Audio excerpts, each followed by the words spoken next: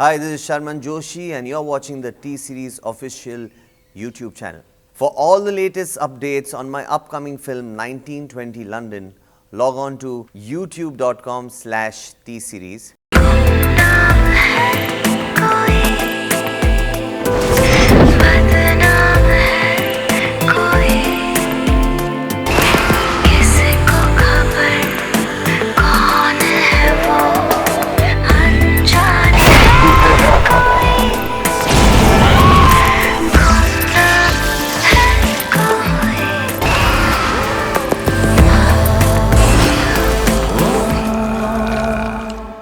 With this film, Vikram first offered me this film, and when he mentioned to me that it's the third part of the 1920 franchise, I was elated. I jumped out of my seat and I said that you're offering me a franchise. I'm really super excited. He told me the story, and I was doubly excited because it's a great, complex, intense love story which forms the base of all the supernatural things that happen in the film and the horror aspects of it. And because it's such a complex, intense story, it also has many shades for me as an actor to portray for this particular character. So it was very exciting for me when this offer came along. And sure enough, then Tinu Desai, the director of this film, has completely justified the story, and he's translated all of it onto the screen beautifully. With great support from the DOP. I really love the way this film is looking and the way it's been shot.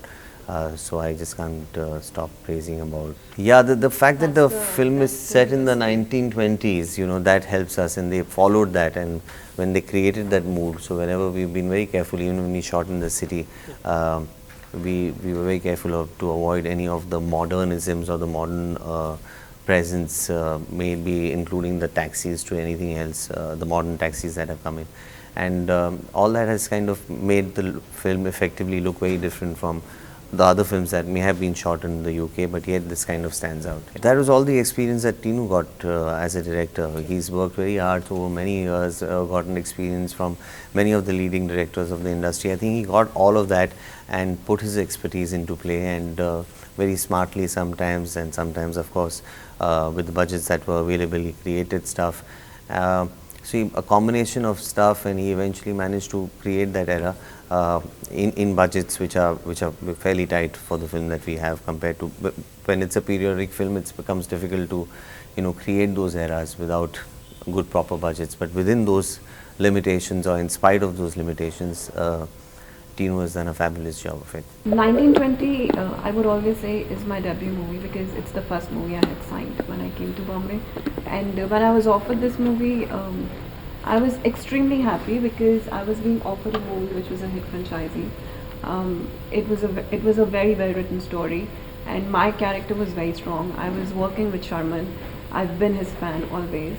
So for me, there was no reason to even think and give any other answer besides yes. Vikram had written the script.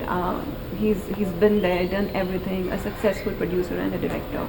So yeah, for me it was the kind of project I actually wanted as my debut movie. So I was extremely happy. She's a princess from Rajasthan, but she gets married in London, and then her husband gets possessed, and then it's her quest, it's her fight to save her family, save her husband, and how she does that, and how Sharman comes into the picture and helps her to get out of her trouble. So it's all about that. It has a lot of twists and turns. It has a lot of thrill. It has a lot of horror, and then it has a beautiful love story. It's like how different is one romantic film from the other, or how different is one comedy from the other. But yet there are some great comedy films and some great horror films, and effectively 1920 is going to be one of those. It's going to be a film that we are all going to be very proud of, and it's going to be. It's been a while since we've had any horror films or a supernatural thriller coming into play, which is also great timing for 1920 London. And thereafter, what the film brings to the table is going to add a lot of value, and maybe it'll start a new trend where people will start making more such films, because I feel that this particular genre holds tremendous potential and it's been kind of underused. And yeah, there's a lot. How different is it from any other horror film? I can't tell you, because we are not trying to be different. We have a story. Of course, it's a story that's not been heard and told before, and we've made a film. This film has its own distinct identity, and it's a film that has shaped up very well. So now you guys go out there and decide whether you want to compare it to something or it's something that you've never seen before and you're really enjoying it.